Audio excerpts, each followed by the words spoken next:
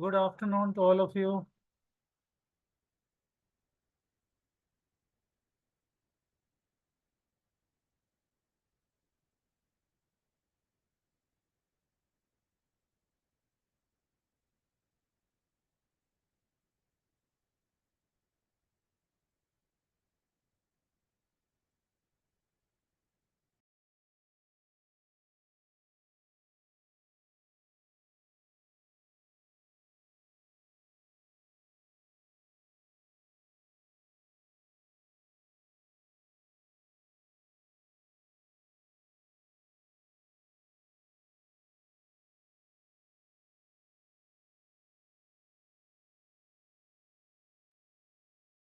A very good afternoon to all of you and a warm welcome on behalf of NHSMRE and HSNC University.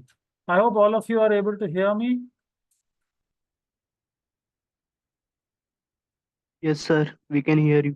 Yes, sir. Okay. You're able. Okay, thank you. Welcome. We start today's session right away. I'll just put up my slides.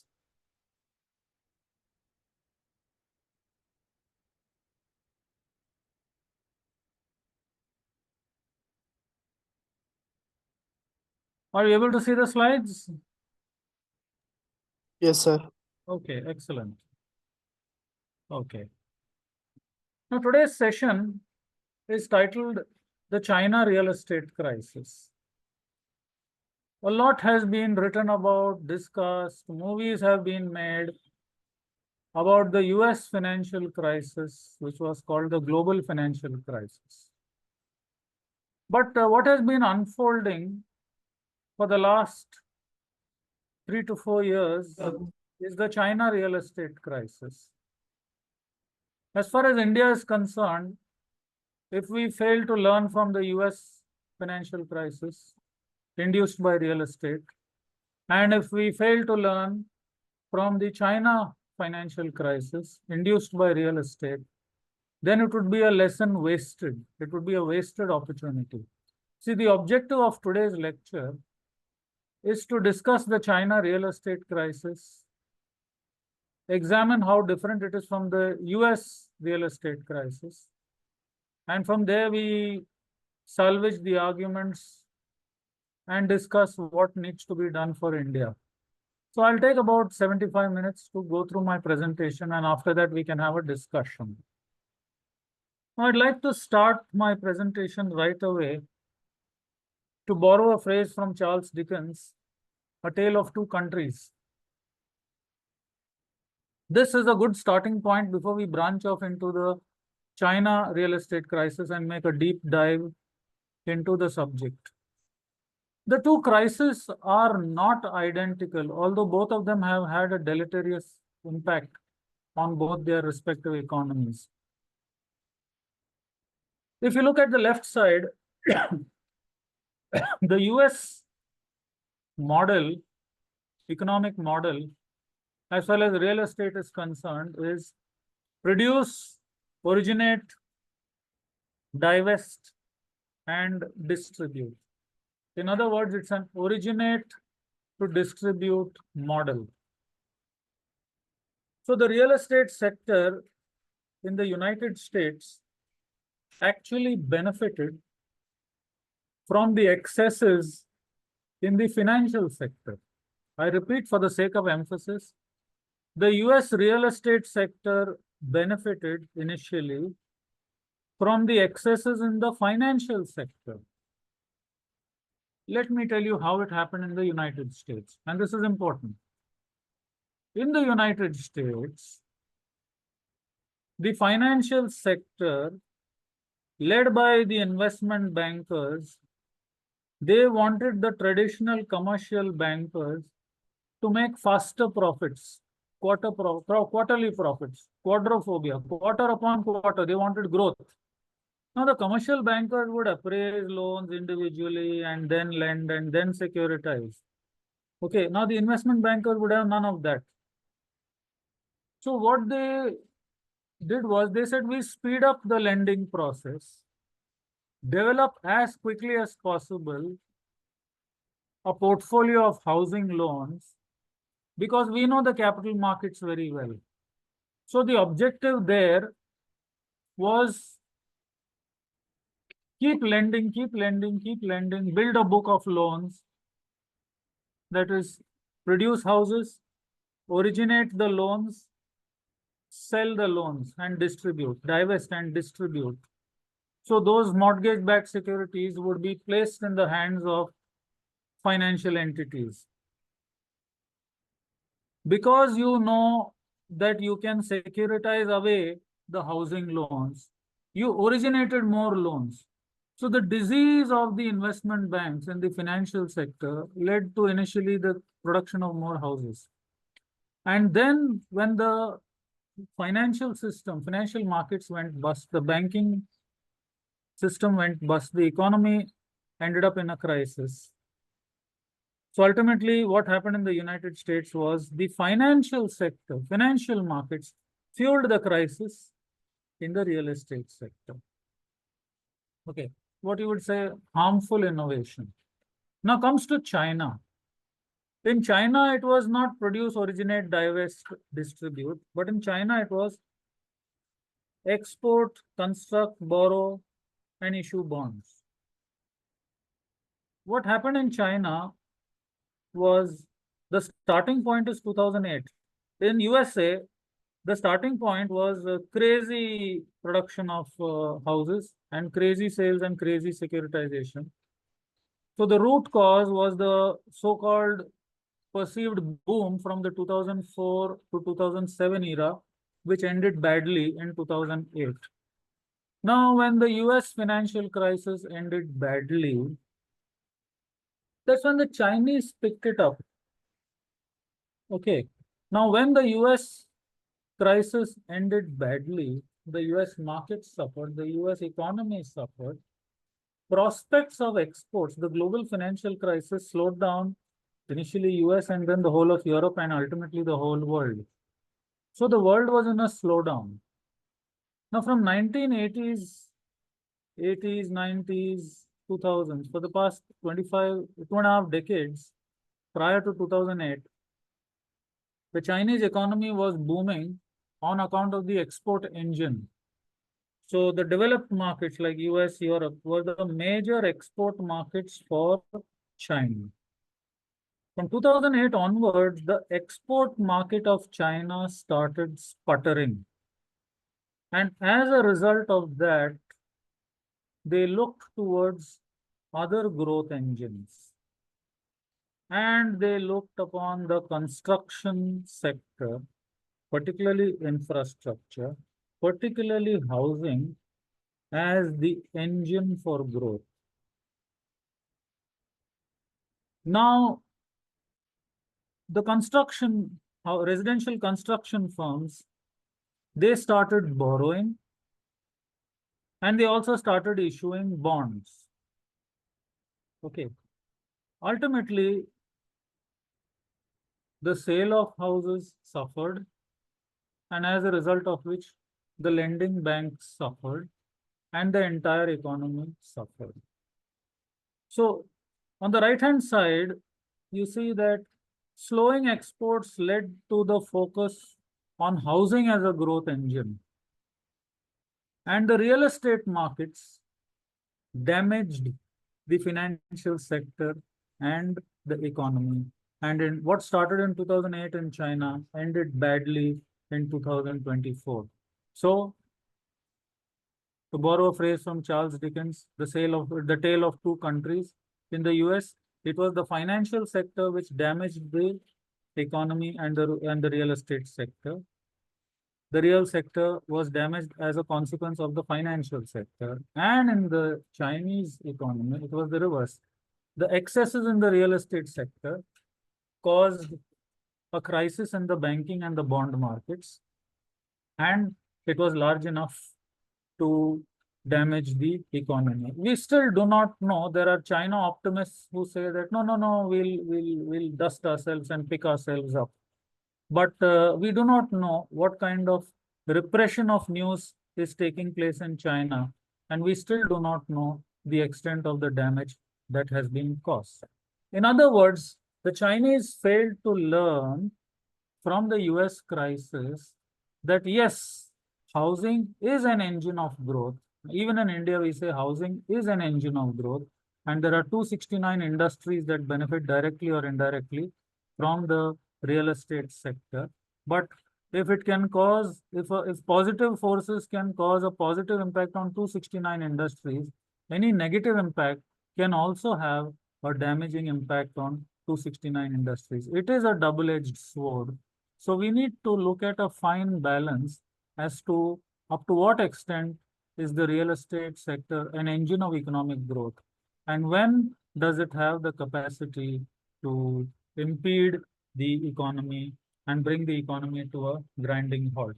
Now, everything else we say in today's lecture is to draw further insight into how exactly the crisis erupted in China and in what manner it has impacted the financial sector and their economy. And finally, lessons to be drawn for India.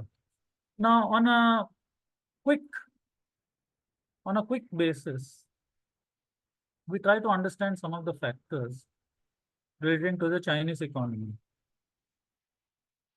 Real estate drives nearly 1/3 of Chinese economic activity. Now, you will all agree that the European economy is on a slowdown, the US economy is on a slowdown, some recovery is expected.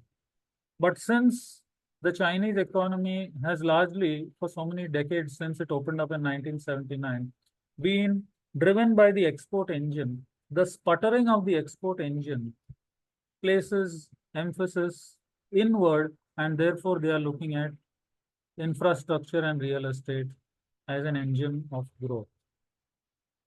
As far as households are concerned, 70% of household wealth is in real estate.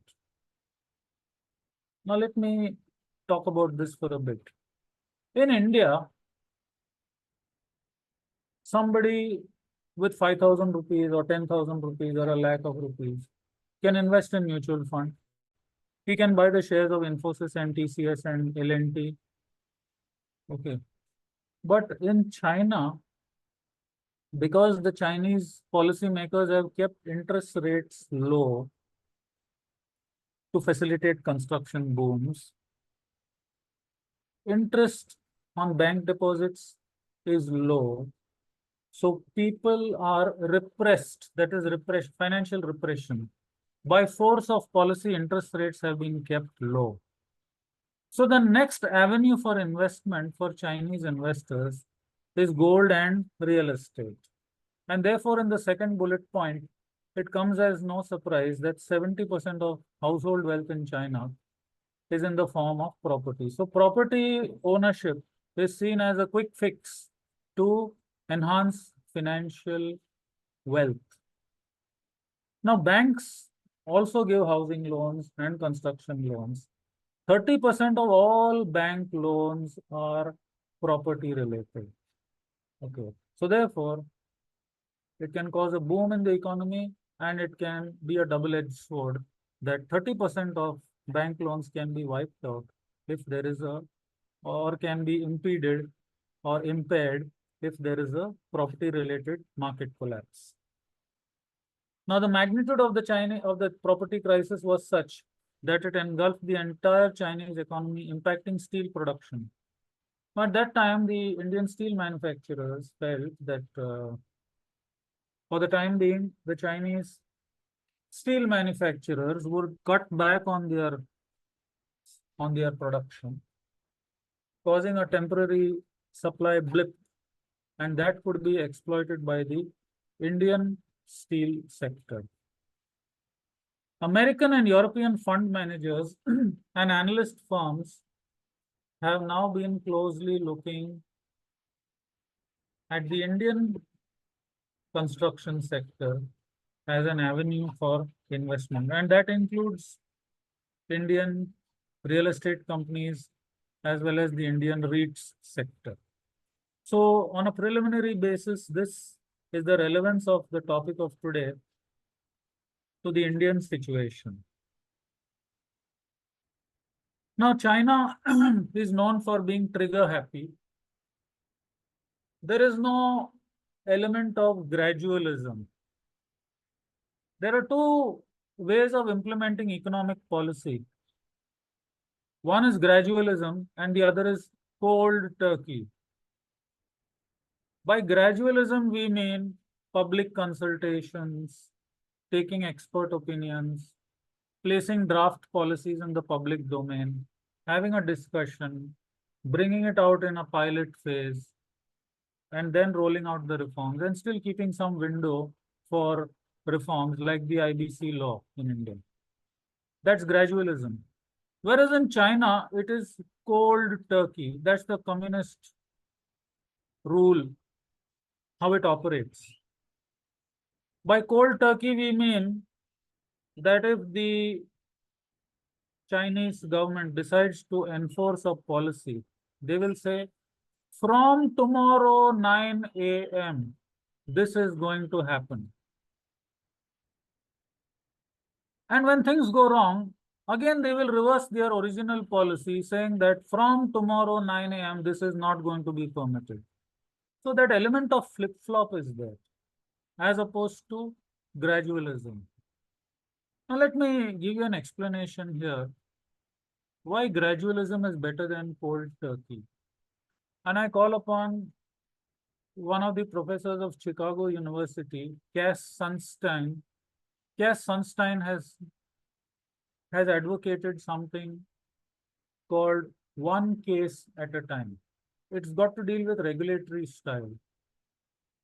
If you take things on a case-by-case basis, by carefully evaluating the merits and demerits of each case, and taking policy decisions on the basis of the merits and demerits of each case, then it is possible to backtrack on some of your previous decisions, and your bad decisions in the initial phases will be lessons so that you make better decisions in the later phase of your cases. That's what we mean by one case at a time. Whereas if you go for cold turkey,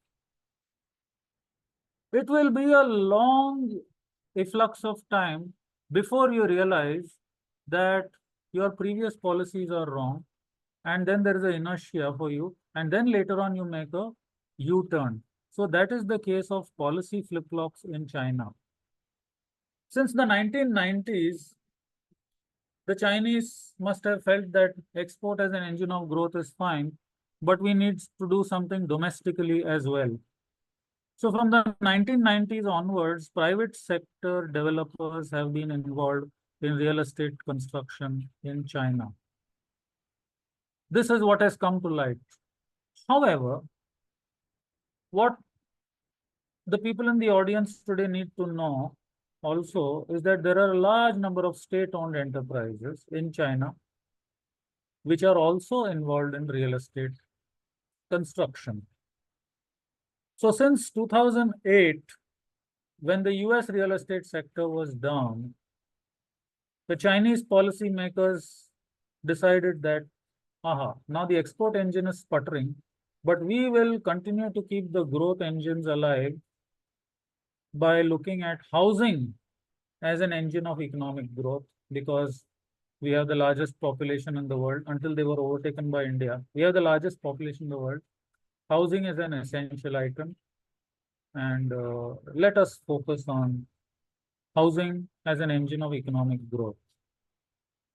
That started in 2008, and it went on and on and on. And in 2018-19, things just blew up. Now, because of COVID, the houses became incomplete because of the lack of availability of workers and a host of other reasons. People lost their jobs, people lost their income, and they were unable to come up with the payments to buy their house, as a result of which property developers suffered. They were not able to pay their banks, and which led to further stalling of housing projects. Then, when the Chinese policymakers realized that the tightening of policy to curb property developers was having a negative impact on the whole economy, they viewed their earlier policies as being too harsh. Then they came up with a U-turn. So if you look at these 4 bullet points, private sector was allowed in housing in 1990s. Then in 2008, they went hammer and tongs after in favor of housing. Then in 2018-19, they went hammer and tongs to curb the real estate developers. And then later on in 2020, they want to reverse the policy, saying that, oh, housing needs some fillip after all, because it is the banking system and the people whose houses are stalled, they need some support. So this is the nature of cold turkey policy and policy U-turns rather than gradualism. Now, just a statistical snapshot. Property sales on the left-hand side and housing starts on the right-hand side. Rose from 4 million, property sales rose from 4 trillion yuan in 2009, peaked at 18 trillion yuan in 2021. Okay, that means in 11 years, you saw quadrupling of property sales. And within 2 years, you saw a 33% fall from the peak. Very, very spiky property sales. Now, first of all, why did the property sales rise? That is because of the financial repression. People removed their FDs, bank savings, and they started investing in real estate. Secondly, for a Chinese male to get married, owning a house was treated as a prestige. And for those who already owned one house, owning 2 houses meant that there could be rental income, especially if the second property is purchased in a large urban busy city. Then the prospects of rental income also rise. And there's another factor at play here, is that owning a house in a prominent area in a city meant that as a passport to getting admission to one's child in a nearby school. If you don't own a property in a particular city, or if you are not staying at the city center, then your prospects of getting better education are impeded, and that could impede the career and the future of the young child as well. So there was a rush to purchase property, and that too in the prime areas of the cities.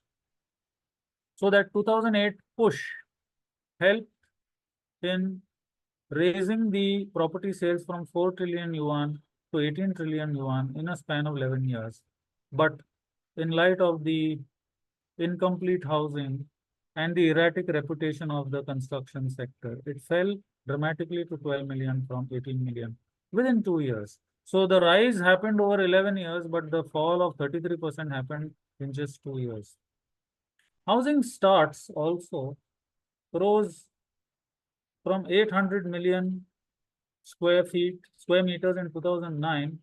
It peaked almost double to 1500 in 2019 and fell to less than the pre-2009 era in 600 million in 2023. So it's a story of unsold inventory. Now there's an interesting factor here.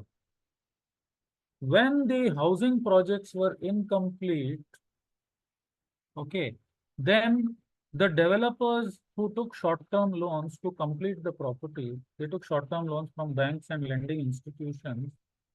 They were unable to repay their loans. Now it became a catch-22 situation. They were unable to repay their loans because the customers would not pay. And the customers would not pay because there was no progress.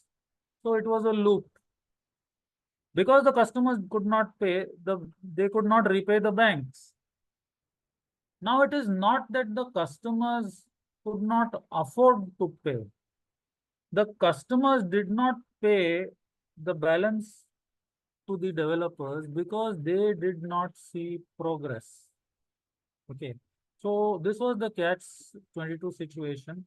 And then the banks also collapsed, and depositors would rush to the banks to withdraw their deposits. And then water cannons would be deployed by the army to dissuade the depositors away. And in one case, it became so ridiculous that the Chinese authorities told the bank depositors that your savings account balance has been converted into a fixed deposit for 5 years, so come after 5 years. This is the kind of financial repression that was seen in China. So housing as an economic engine, that hypothesis went bad. Now, some of the troubled property developers in China included names like Huafa, Evergrande. A lot has been said about Evergrande. We will also have a slightly longer discussion about Evergrande and Country Garden. Evergrande and Country Garden are the two largest property developers who had the most spectacular fall during the Chinese economic crisis.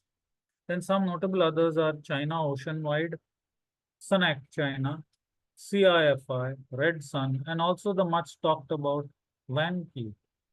Vanke is a private sector developer, but Vanke also has some of the local governments, provincial governments and municipalities as shareholders in Vanke. So when Vanke collapsed, the shareholders, that is the municipalities and the provincial governments who were shareholders in Vanke, partly owned by these local bodies, they also suffered losses, mark-to-market losses.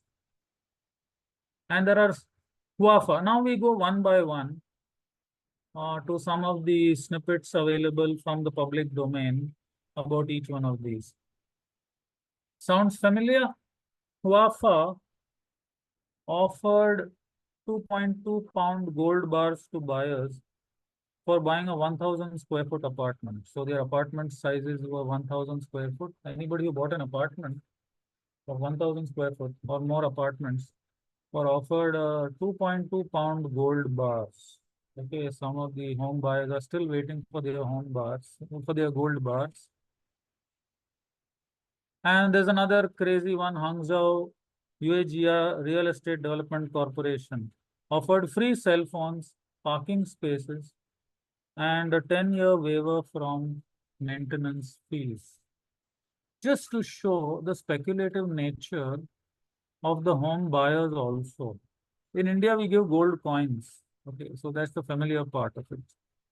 Okay, so prudence demands that you look at the reputation and the execution capability of the developer and not the freebies, because you have to go for the substance and not for the so-called incentives. Long story about Evergrande. People were shocked when Evergrande made losses in 2021. I repeat, people were shocked when Evergrande, the glamorous Evergrande, made losses in 2021. It's not that Evergrande made losses in 2021. They must have been making losses earlier also, but there was suppression of losses probably, and the losses became so impossible to suppress that it erupted in 2021. And to avoid the multitude of creditors, they filed for Chapter 15 bankruptcy in China. Now, what happened in Evergrande was not just an isolated fact in itself, but it signaled the beginning of crisis in the Chinese property market. Apart from financial repression, which we know in China, there was also suppression of bad news. Now, how did Evergrande try to suppress the bad news? They detained their employees in the office. They stopped, so that otherwise the employees will talk to the press. So they detained employees in the office. They cancelled meetings with creditors. And they sought time for debt restructuring. And because of the 3 red lines policy, I'll talk about that a little later in China, they were forbidden from issuing new debt. So even the possibility of taking fresh debt to repay old debt or fresh debt to create fresh assets for new projects and kickstart new sales, that was also stopped. Due to the public outcry and the public outrage, the founder, Hui Ka-yan, was detained, and Evergrande was also known for financing a soccer team and a soccer academy. Okay, remember one thing, when we study a subject called financial fraud and forensics, one of the characteristics of a grand, larger than life promoter of companies is that they own a sports team. Okay, be it Formula One, be it soccer, etc. Okay, back then in the US global financial crisis and in the UK, you had AIG, which collapsed. Must be sounding AIG, the insurance company, which had a London office. They ended up in the crisis in the GFC of 2008. And at that time, probably people felt that the only thing good which AIG did was to sponsor the jerseys of Manchester United when Sir Alex Ferguson was in charge. So people said that was probably the only good thing which Man United did. AIG did. Okay. So here they had a soccer academy, which is all but closed down. Then the liquidation of Evergrande has left 1.5 million angry home buyers. Sounds familiar? For those of you in India who've been following closely the Insolvency and Bankruptcy Code, let it be known that the Insolvency and Bankruptcy Code, originally envisaged in 2016, did not prescribe any special treatment for the housing sector. But in the 2018 amendment and in some Supreme Court judgments, okay, one is the home buyer is a financial creditor and he can initiate a corporate insolvency resolution process. Okay, and the threat of an insolvency process by a financial creditor is enough to make the builder make amends, because otherwise the company will go away from his hand within a period of 180 days. Okay. The second thing is what the IBC has attempted is that IBC in conjunction with RERA is a very potent combination. That RERA is project wise. Okay. So the demarcation of funds is project wise, which gives, in the case of liquidation or in the case of a resolution plan, the resolution professional can invite bids from resolution applicants on a project to project basis. These are two measures to safeguard the interests of the home in the stalled process. Also in India, we had the Swami scheme of the Ministry of Housing and Urban Affairs implemented through, and the Ministry of Finance put together, implemented through SBI Venture Capital, SBI Caps, and that resulted in a lifeline of funding for stalled projects for affordable housing. All these are measures to revive the housing construction and bring the stalled projects back to fruition for the benefit of the home buyers. So back to China, failed debt deal. So they failed to convince the creditors. There was little to recover. Liquidation and its repercussions were very, very severe. It was $1 trillion problem. Lehman moment, question mark. Is this the beginning of the end of the Chinese miracle economy? That was the question. Now, opinions are mixed. Some say that this was a Lehman moment, that the collapse of Evergrande opened a raw wound which could lead to a possible collapse of the entire real estate sector. So was Evergrande the result outcome, or was it the symptom of more to come? That is the question. Lehman moment, question mark. And then what I said in my first bullet point, $78 billion fraud. Okay. Bogus sales, bogus investment, bogus assets. Okay. All designed to cover up their losses. So although the declared losses and filing for bankruptcy was in 2021, it is now felt that for how many years they have been suppressing their losses, keeping up the facade of a grand Evergrande. And PwC, the auditor, also came into a scandal. Not surprising. Whenever there's a scandal, it's usually PwC in the limelight for all the wrong reasons. So PwC has been facing a flack on the suspicion that probably the losses in Evergrande have been suppressed because of fraudulent accounting and concealment.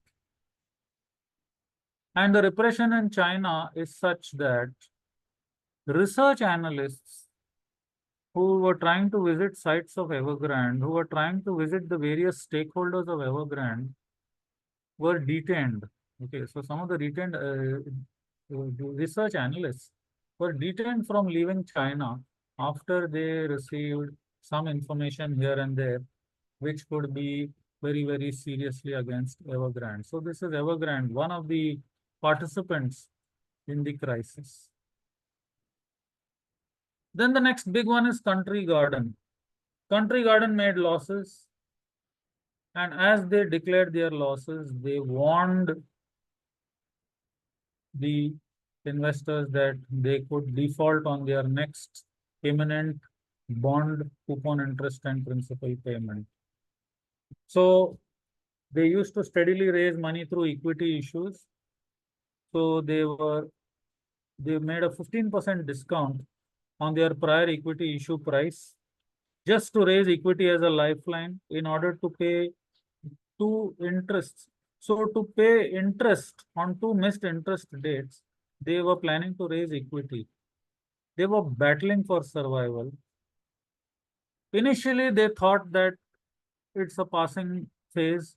This too shall pass. But Country Garden was facing headwinds because Evergrande was facing problems. Vanke was facing problems. The entire real estate sector was caught off guard because then customers stopped paying, not because they did not have the money, but because they did not see progress on their sites. And the management of Country Garden itself decided that the conditions are deteriorating. They had expanded into Malaysia. They built a fabulous Country Garden complex of villas and a township in Malaysia. That project could not see the light of day because finances had dried up. It warns that it could fail to pay offshore debt obligations. So Country Garden raised money also through listings on the Hong Kong Stock Exchange and perhaps in other parts of the world. I know, for example, that a lot of Chinese developers had raised sukuk bonds in the Dubai and Abu Dhabi markets. I don't know how they are, but they defaulted on the debt raised from foreign investors that were listed on the Hong Kong Stock Exchange. They failed to pay 470 million Hong Kong dollars. And they blamed the deep correction in the real estate sector in China rather than their own excesses. Now, what is the Chinese real estate business model and the financial model? They believed in speed, construct at high speed, raise short-term money, use the pre-sales money from the customers, complete the construction, take the collections from the customers for the balance amount, repay the banks and exit at a profit and rapidly move on to your next project. That presumption was broken because they simply could not complete the stalled projects and the customers stopped paying and the companies did not have much of an equity buffer. They were depending on loans. So the customers are not paying based on lack of progress. And because of that, the developers could not pay the banks and the banks were after the real estate companies to put the money down. Bondholders and banks also sought talks after missed payments. Then there was a rumor that the chairperson has not left China. They defaulted on dollar bonds also. Now this is even worse. when Country Garden is selling real estate in China, their receivables are in yuan, their raw materials and construction materials and labor payments are in yuan, their assets and receivables are in yuan. Why did they take dollar bonds? Okay, now when the Chinese economic engine was booming, export engine was booming, okay, yuan to the dollar was available at one price. But when the Chinese export engine is sputtering, then the dollar liability is rising, widening, particularly when your receivables and assets are in yuan. Now, it remitted funds somehow to pay the yuan bond in full, and they had stakes in an Australian mall. They sold their stake in an Australian mall. They tried to sell their stake in the Malaysian township in order to tackle their offshore debt. And the creditors were in an increased state of panic after the collapse of Evergrande. So they demanded liquidation. And Country Garden delayed the publications of 2023 results. They are listed on NASDAQ. And Beijing narrowly escapes paying as guarantor. Some of the offshore loans had the Beijing government as the guarantor. So they managed to scrape together some funds to pay on those bonds. But eventually, Country Garden faces liquidation. So two of the largest Chinese real estate companies, Evergrande and Country Garden, after the boom period, they saw a slackening in the real estate sector. Now, pre-sales is one primary source of money for the builders, that is customers' money. And then they would also do what some Indian developers would do. They would take customers' money, they would take short-term loans from banks, not to complete their projects, but to keep buying land in other places. So there were stalled projects. Okay, same problem which we see in India also. That's a lesson to be learned. Now with RERA and the escrow mechanism of RERA, that problem seems to have been settled in India. China Oceanwide, the distressed developer declared bankrupt in Bermuda. So they're raising money from all over the place. Okay, they are domicile. They raise money through a domicile office in Bermuda, and they declared themselves bankrupt in Bermuda as well. So all those offshore borrowings went bust there. Sunac China have invited 3 top law firms to advise on their $10.2 billion restructuring. It's $10.2 billion, not yuan. So they have called their legal advisors to hammer out a reorganization or restructuring policy. SIFI had ambitions of setting up real estate businesses in Australia, but they decided to cut short their idea and they decided to sell their Australian assets to fund their existing losses and their existing operations. So their ambitions were cut short. Red Sun faces a winding up petition as the creditors turned hostile. Now, what confidence do the creditors have in the real estate sector and in Red Sun when Evergrande and Country Garden and all over the place, real estate firms are falling like 9 pins? Okay, Vanke. Vanke saw its net profit down by 19%. Share prices fell by 25%. As the share prices went down, Vanke decided to cancel its share issue. Unsustainability of the business model, we spoke about this a while ago. Using leverage to buy land. So they are using leverage from banks, from shadow banks to buy land. They were not able to complete their projects. They faced unprecedented pressure. And the default triggered a threat to break the back of Chinese property market and the Chinese economy. So what we have in front of us is about 1, 2, 3, 4, 5, 6, 7, 8. 8 names, 8 marquee names we have. But that's not all. There could be several other companies which are defaulting on their customers' commitments as well as their bank and bondholders' commitments. So it was not a one or two instances of default, but it was a nationwide default induced by the excesses of the real estate sector. So they are in talks for banks with banks for a debt swap. By debt swap meaning come to an agreement, take fresh loans from fresh banks and use the proceeds to pay off the previous loans. It was in talk, it didn't work.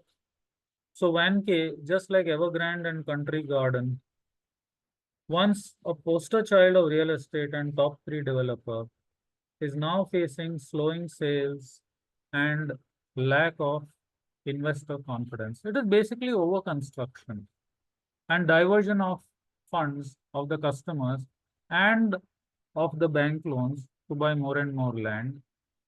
So basically a diversion of money because the projects were simply not completed. And since the projects are not simply completed, then the customers would naturally refuse to pay. In India, this RERA escrow account mechanism is excellent because the collections from the customers have to be towards the utilized for the operations of that particular project, that particular RERA registration number. Okay, so we are doing quite well on that front. As I said, it was a nationwide plethora of defaults, and some of the other developers who suffered include Jiawan International Group, Kaisha Group, Logan Group, Fantasia Group, Modern Lands, Cynic Holdings, all defaulted on their debt payments. So remember my first slide. Over construction in the real estate sector. Okay. Thinking that real estate growth is a one-way street, thinking that the current demand is going to be persistent for all time to come, thinking that land prices will perennially go up, thinking that real estate prices would perennially go up. Okay. They simply tried to outdo each other and they simply tried to outdo their performance of the previous year. Now remember, most of this was done with customers' money and with short-term loans from the banks and bonds. And equity financing was the last resort, which means they had very little capital buffer. Okay. Having said that, there are state-owned developers. Now, what about state-owned developers? The answer is very surprising. State-owned developers continue to do quite well, quite okay. Okay.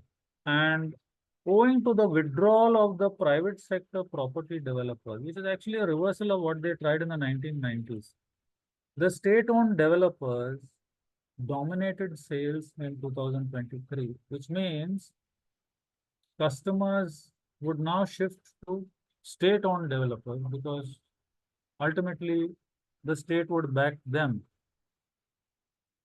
And it's like this. In India, how many of you know that there is a company called NBCC, National Building Construction Corporation? Any of you are aware of it? Yes or no? No, sir. It's a public sector company, very good company. NBCC, you can Google after this lecture, National Building Construction Corporation. It's a public sector construction company. They construct houses, offices, residential quarters for PSUs, etc.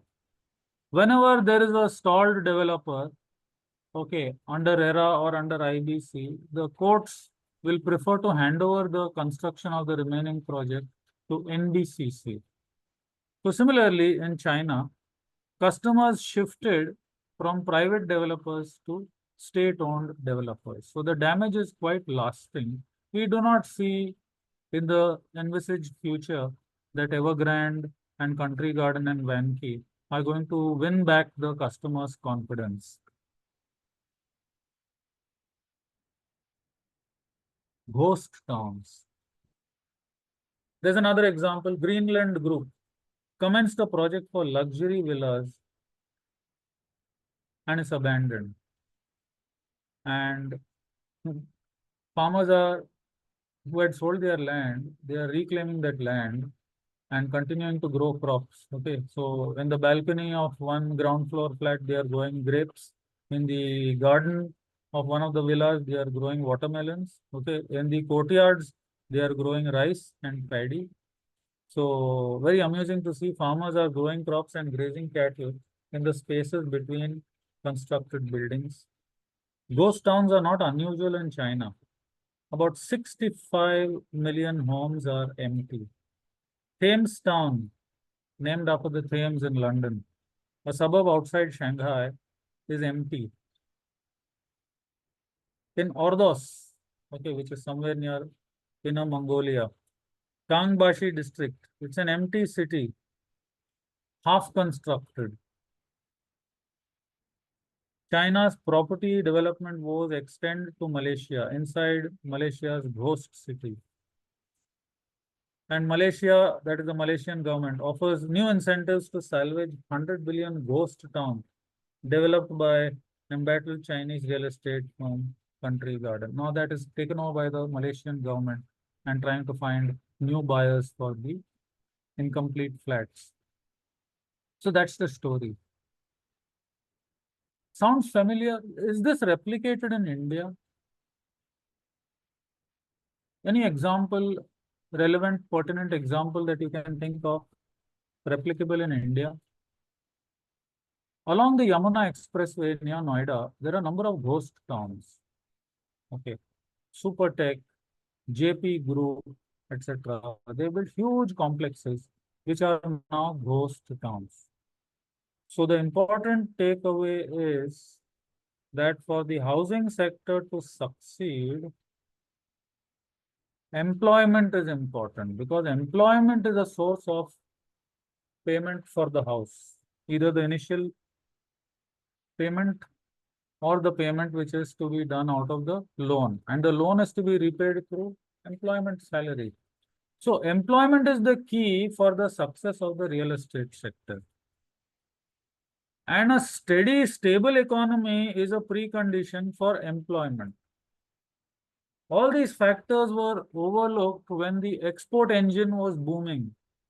But once the export engine started sputtering and real estate was seen as an engine of growth, there was over optimism, not optimism, but over optimism on the potential of the real estate sector to revive the entire economy.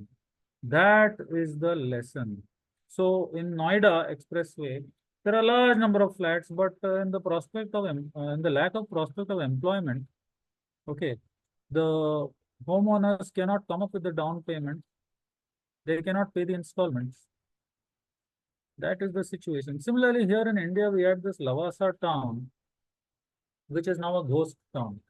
So remember, for housing and housing finance to succeed, employment is an important factor. And for employment to succeed, the general performance of the economy is very, very important. The economy may boom if if a particular sector is doing well.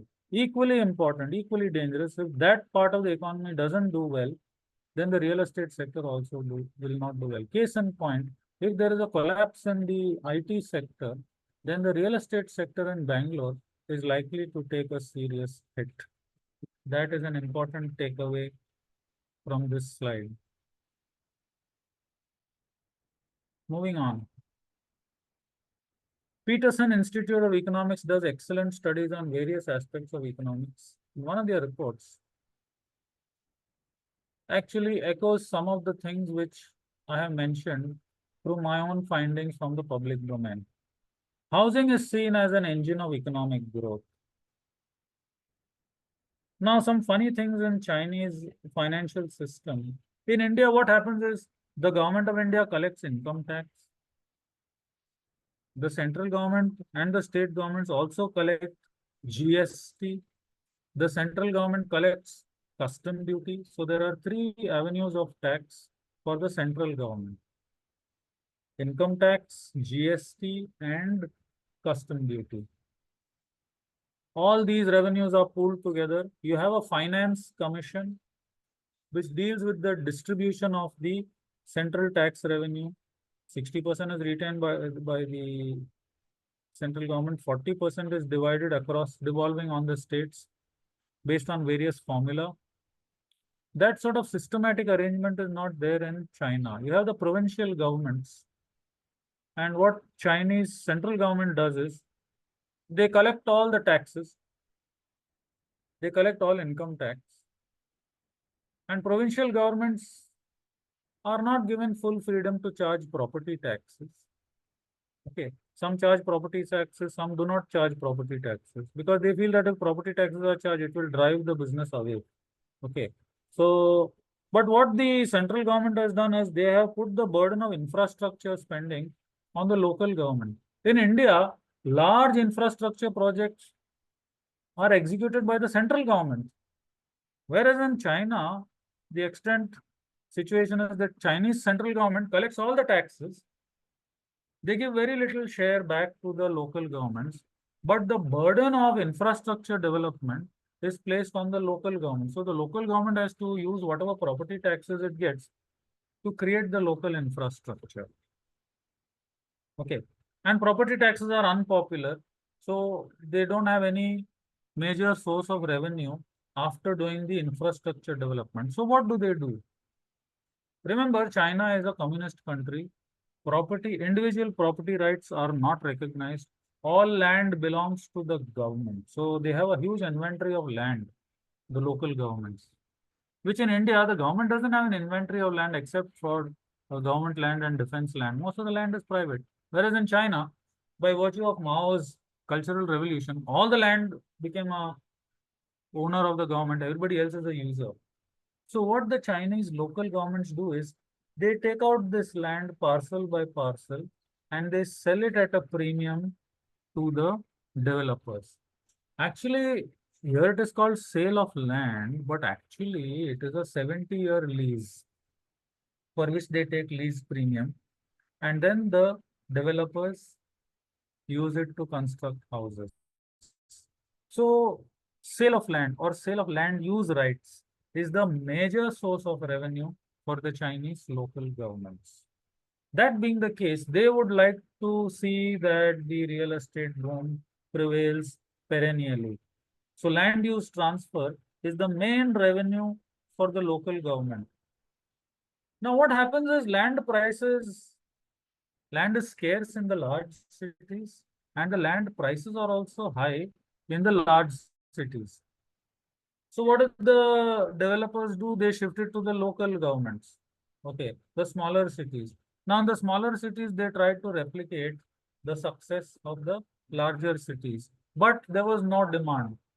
So you had a very skewed situation in China where the land prices and property prices are going higher and higher in the cities, whereas in the smaller cities, okay, where land is available and excessive amounts of land were sold to developers, but when they started constructing the property, they find that it's not selling. Okay, now one of the things in the large cities is that property prices are high also because that in central locations in cities entitles the children to school admission. That situation does not prevail in the smaller cities. Now, when the property developers diverted the money from pre-sales and from bank loans to buy land, then the projects were stalled. And the home buyers started boycotting the payments to not only developers, but they started boycotting the EMI payments to the lending banks. Now that really got the Chinese authorities scared, and then they relaxed their rigid policies. Excess housing supply in small cities led to ghost towns. So in lighter vein, scarcity in the large cities and scare city, that is ghost towns in the smaller cities. And then you see an unhealthy nexus. Many of these large developer firms, they were shareholders in smaller banks. Okay, so just imagine HDIL, which went bust. HDIL, imagine HDIL being a shareholder in Punjab Maharashtra Cooperative Bank. Isn't it a recipe for disaster? Okay. Imagine Unitech as being a shareholder in, let's say, Catholic Syrian Bank. Okay. That would be a disaster because if the real estate company collapses, then the bank also collapses. Government is also shareholders in various banks and various developers. So the provincial governments, in the height of the real estate boom, in their enthusiasm or over enthusiasm, they became shareholders in banks and they became shareholders in developer firms also. Vanke being a case in point. Policy flip-flop. So on the one hand, they encouraged all this, and on the other hand, they came up with a very, very tight policy, okay, which stifled the finances and stalled the projects. And only when the home buyers decided to boycott the EMIs, then the Chinese authorities decided that no, you cannot go with a hammer, you have to go soft. So the three red lines policy, which was seen as a tough policy, was relaxed somewhat, but after considerable damage had done.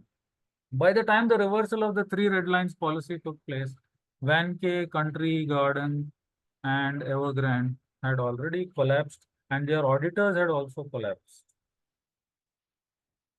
Three red lines policy. Now comes the much talked about three red lines policies for property developers developed in 2020, subsequently reversed. Okay. Short-term debt to cash not to exceed 1:1. That means you can only take that much short-term debt as the amount of cash you have on your balance sheet, not to exceed 1:1.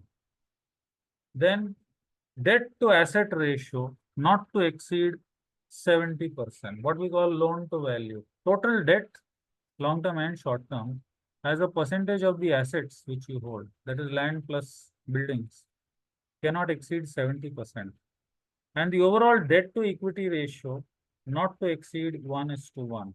Three independent ratios, although for the same company, all ratios will eventually be interconnected, because you see debt is there in all the ratios. So all these ratios can be calculated independently, but they are interconnected.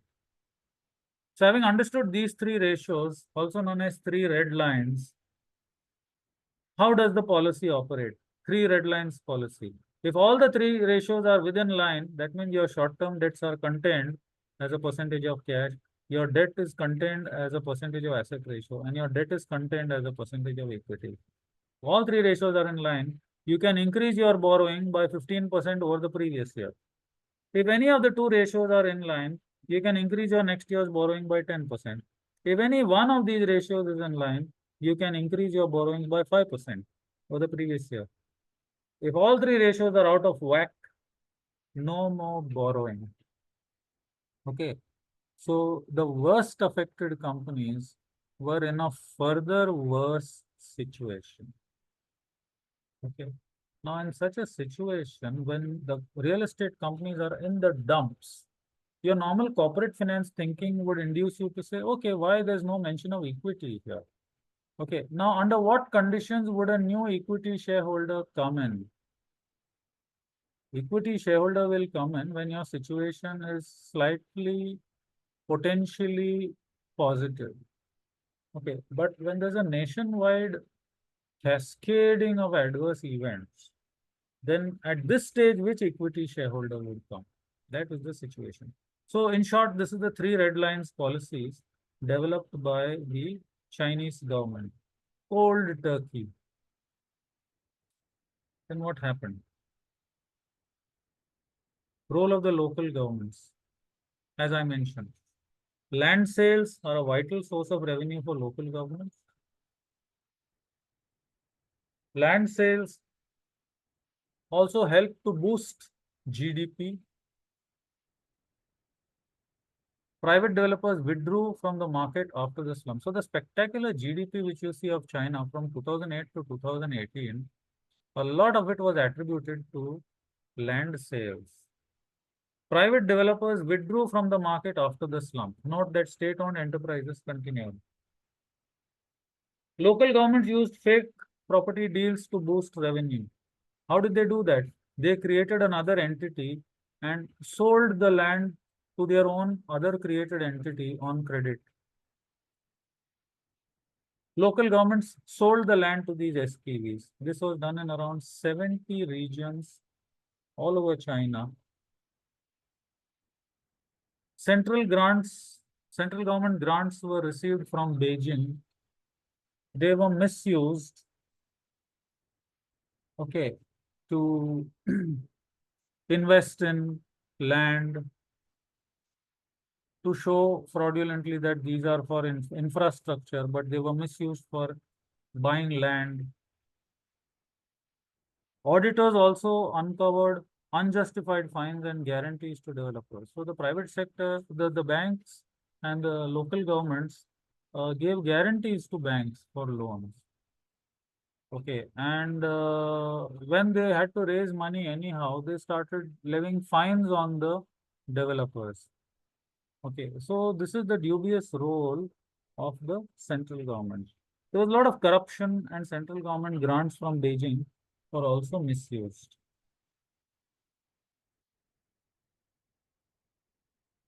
Impact on the financial sector. Stress built in the 12 trillion onshore credit market. There are non-banking finance companies like Zhongji. Most of their loans were to the real estate sector. The loans didn't come bad. They had to face mark-to-market losses. They missed their bond payments. And Chris Wood of Jefferies said that this is a Lehman moment. There's a counter view to that. Goldman Sachs felt that, oh, this too shall pass. And they felt that since the three red lines policy has been reversed, just like the state-owned enterprises were continuing to exist, they felt that the other surviving real estate developers would limp back to normalcy. That's a counter view. Now, China's economic slowdown alarms international investors. We are already talking about the China plus one policy of all the foreign direct investment. UBS, Nomura, Morgan Stanley, and Barclays, contrary to Goldman Sachs, have trimmed their growth forecast for China. And just like Zhongji, Zhongrong Trust, China's largest shadow bank, which funded struggling developers, missed 2 interest payments. Okay, and Zhongzi, which I talked about in the second bullet point, they filed for bankruptcy in 2024. So not only the developers collapsed, but the financiers of the developers, non-banking sector, they also collapsed. Now they used to raise money by issuing units to investors, and they missed on their payments. Some of them could have issued bonds and raised money, so they defaulted on their own payments. So these are shadow banks, non-bank finance companies, which accept bonds and investment units from the public. That's the impact on the financial sector. A sharp fall in the Hang Seng Mainland Property Index. So one of the indices of the Hang Seng was the property index of mainland China developers. Sharp fall from 8,000 to 1,500, almost a sixth of the original. Developers invested monies in ways that do not generate returns or liquidity. So they diverted the money away through land deals or through extravagant construction projects. Or it could simply be diversion of funds also. There was a wave of defaults on bonds sold to foreign investors. Okay, Linda Chan was a judge in the Hong Kong court. And this is a legal point here. Hong Kong being a British protectorate. Okay, now in China, you have this policy of one country, two systems. So China follows the Western system of market-based capitalism. In China, you have managed capitalism, where the state is also a shareholder of companies. Now there it is common law. Okay, now under common law, judges like Linda Chan could take a decision in favor of the foreign bondholders by using the principle of natural justice. But in China, mainland China, the common law process does not work in the courts. So the Chinese government could have a fat rule book, and under some obscure rule, the bondholders could be precluded from getting their money, the foreign bondholders. Okay, so the foreign judges, foreign investors are happy with Hong Kong because it is a common law country. Moody's lowered the economic outlook, and Price Waterhouse is involved and embroiled in accounting scandals. Research firms like GMT have been suppressed from communicating their findings. And last but not the least, PwC has been facing an exodus of clients and staff. Many of the clients are shifting to the other three of the big four firms. For example, they are shifting to EY, they are shifting to Deloitte, and they are shifting to KPMG. Even their staff are being poached by the others. So PwC is facing a very, very bleak future. Then next comes impact on the economy. The counter view is that China isn't on the verge of collapse. And as per China Beige Book, consumer demand revival is taking place. Some developers are borrowing again. However, in aggregate, they are still net in default. The continuing failure of the property developers is weighing heavily on the economy with falling pre-sales. Pre-sales means all the money which they give to the builder prior to the actual commencement of construction. So there's a debt to GDP ratio is 300%. There's demand deflation, falling exports, rising unemployment, declining yuan, declining population growth, declining fertility, and rising cost of raising children are prevalent. Okay. The cost getting admission to the children in school, it's so competitive. Once they finish school, getting admissions into high school, college is so competitive that many couples have decided not to have children. Okay, and therefore a smaller house will do. Many couples have decided not to get married. Okay, so demand for housing is also going down. Because of this stress, fertility is coming down. All sorts of things.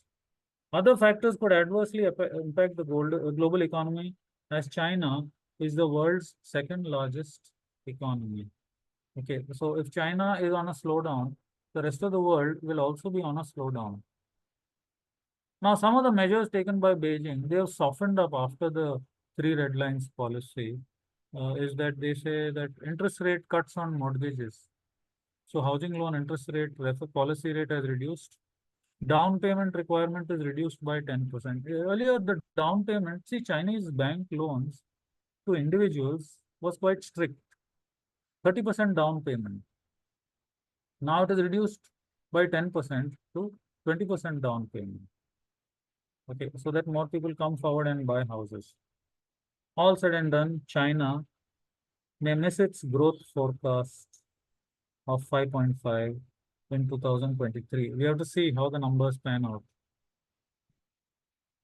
The economic confidence plummets as effects of the real estate sector dampen the economy. Unemployment and slowing exports, COVID-19 and lack of post-COVID spurt prolong the slowdown. Just like Moody's, ADB, Asian Development Bank also trims the growth forecasts. Now, what the Chinese government has observed is there are more houses than what the population requires. Now look at the lack of experience on the part of the Chinese entrepreneurs in the real estate sector. Can't they do a population forecast and know when to slow down? The trick in business is to know when to slow down. In a boom, everybody does well. But the trick is of seasoned entrepreneurship is when to slow down before it is too late, before others tell you to do so. So time for developers to change their business model. Rapid entry and exit with high leverage and short-term loan. That formula worked. It is not going to work in eternity. So time for them to change their business model. Run a boutique operation, take a piece of land, execute, sell, and then move to a next project with modest amount of leverage. They will have to change their business model. There are demand-supply imbalances, supply is outstripping demand, ramping up supply in the face of declining population growth rate. That's a problem. There are limits to leverage, limits to land acquisition, and stalled projects, some of the problems of the property developers. The hero, real estate, which was seen as the hero of the Chinese miracle economy from 2008 to 2018, has now turned antagonist. 100 largest developers facing sales slumps, impacting large sections of the economy. What about construction workers? It also threatens the commodity suppliers. Suppliers of steel, no production. Suppliers of copper, suppliers of electrical hardware. Production has stopped because the demand as before is not forthcoming. You see the problem? The housing glut leaves excess housing for 150 million people. Home prices continue to slide, increasing pressure on Beijing. The government has to be seen as doing something. Commercial property woes trigger distress sales. Now, the commercial property is also suffering because of the overall slump in the economy. Foreign direct investment has suffered. China plus one policy. Manufacturing FDI has moved from China to Vietnam and India and Thailand. Home buyers now prefer second-hand homes. Okay, because they are ready-made, no uncertainty. Setback to millions of promising careers, probably civil engineers, architects, those engaged in housing finance sales, interior designers, carpenters, furniture manufacturers, etc. Government is expected to announce new measures to spur growth. Allocates $42 billion to fix struggling property sector. Now in India, the Swami fund was launched. Okay, China needs a Swami type of fund. The property sales outlook worse than what the rating agencies expect. You see the problem? What the Chinese have done is they have looked at housing as a civil engineering problem. If you can construct houses, go ahead and construct. They did not look at housing as an economic activity. They looked at it merely as a civil engineering problem. As a result of which, they did not foresee that a sputtering export engine could be fully supplanted by housing as a panacea for all evils. They also did not foresee the fact that ultimately housing is backed by housing loan, and housing loans are backed by employment and job creation, which will help in sustaining the EMIs. So housing was wrongly seen as a civil engineering problem. It is to be seen as a holistic full piece, where if the economy is doing well, people can afford houses. If people can afford houses, the down payment and the installment, then constructing a house with good civil engineering is a proposition. So civil engineering comes later. It's basically the feasibility of the whole economy, which will sustain the business economically. That is the crux of the problem. Broader aspects. For centuries, China has been an authoritarian state. Difference to authority, rigidity, a cultural issue. I'll just give an example. Once I was doing a project on credit rating agencies for the Ministry of Finance, Government of India. This was immediately after the global financial crisis. And as part of my assignment, I had to interview Fitch. And when I spoke to Fitch, Fitch told me something very funny which happened in the China offices of Fitch.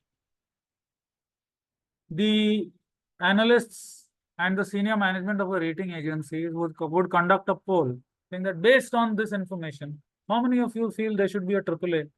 How many of you feel it should be a AA?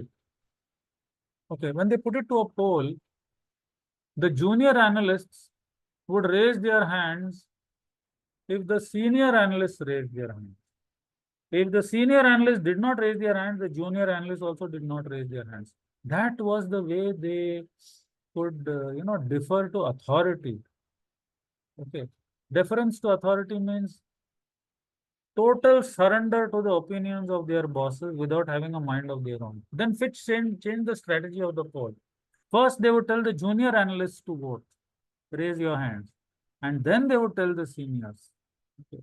So there is difference to authority. So when somebody in power or in policy making takes a very rigid decision, nobody around him or her would dare to say that, no, this is wrong, there's another way of doing things.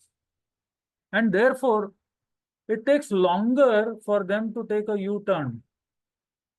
Now, when there is such fear of authority, second bullet point, there is a suppression of bad news.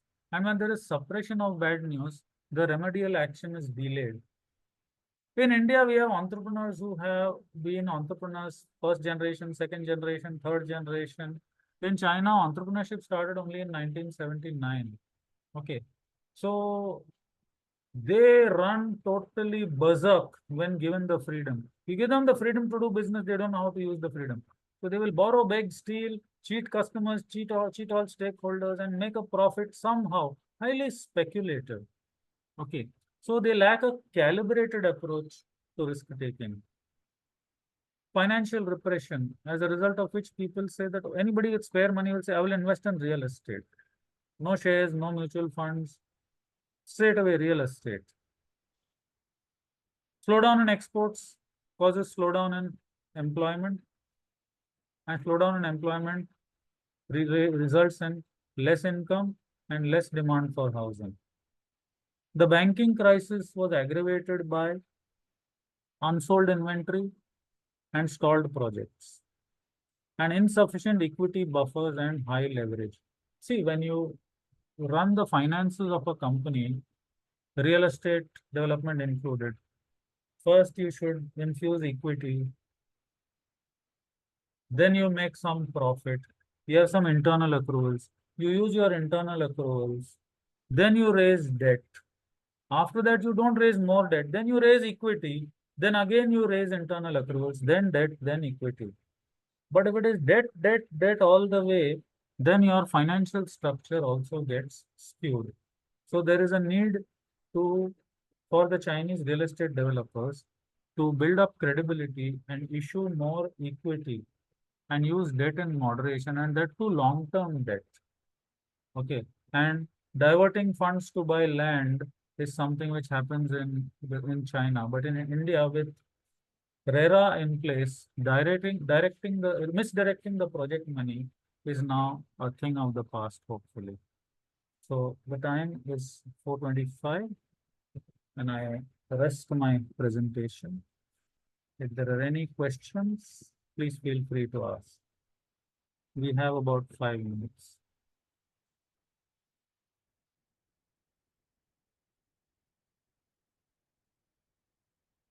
Any questions? Any reactions? Any comments?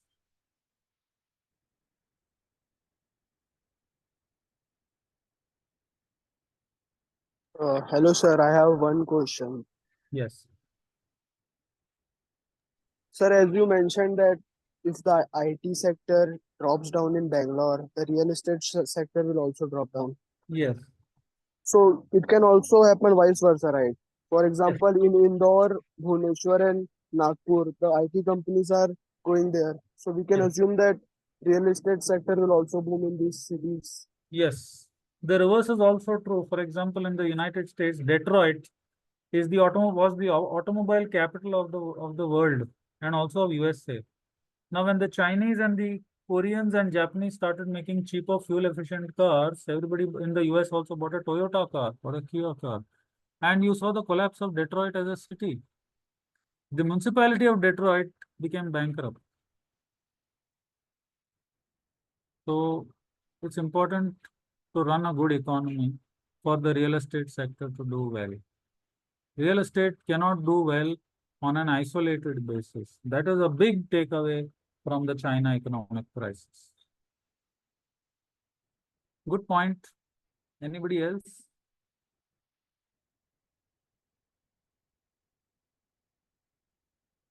Any observations, any comments, any Sir, yeah, Sir Amit here.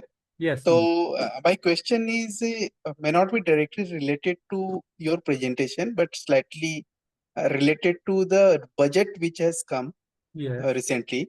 Hmm. So it has removed the indexation benefit which was earlier available for real estate investment. So Hmm. how you see this budget and this decision impacting the real estate sector in India from investment perspective? From investment perspective for wealth creation, most of the people use it as wealth creation tool. Hmm. Yeah. Okay. Now, probably what the government felt was that real estate sector is important, but the government incentives for real estate is to create an allocation for affordable housing and for the first time buyers. Okay, indexation benefit favors those who have a house to sell. Removal of indexation benefit does not at all affect somebody who does not have a house and is buying a first time house. Okay. So as far as developers are concerned, they will have to create an inventory of houses and sell those houses in order to make a profit. Directly, they are not affected. But if indexation benefit is taken away and a higher capital gains tax is in the offing, then in general, the property prices per square foot or square meter will fall. And that will indirectly affect the builders of new prices because their existing properties, their new properties sale price per square foot are linked to the existing properties. So their selling prices will fall. Okay, but the fall in the selling prices may result in higher volumes of sales. So that's how it is. Okay, now everything is not lost. The capital gain is not on the selling price. The capital gain is the taxable capital gain is the selling price minus the brokerage and stamp duty, that is the net selling price, minus the cost of acquisition, minus the costs of improvement. Okay. So the cost of acquisition and the cost of improvement are still there. Indexed cost of acquisition and indexed cost of improvement, that is not allowed. It is cost of acquisition and cost of improvement. So some capital gains tax will be there, but even then, that capital gain can be offset by using the proceeds to buy another house. So your second house will be cheaper because of the general fall in the price. So I think over a period of time, the market will take it in its stride. See, even otherwise, how long-term capital gain tax was calculated? 10% without indexation and 20% with indexation. Now what the government has done, they said instead of 10%, they said 12% without indexation. It's just taking one complication away. Thank you, sir. Okay. Yes. Any other question? Well, I hope I have added value to your understanding of the real estate sector. Much has been written about the real estate crisis in the United States, but very little is known to the Indian audience about the Chinese real estate crisis. And I thought this is an opportunity. So thank you very much for your patient hearing. And with these, I bring an end to today's session. Thank you very much. Thank you, sir. Thank you, Thank sir. you. Thank you, Thank sir. you. Thank you, sir.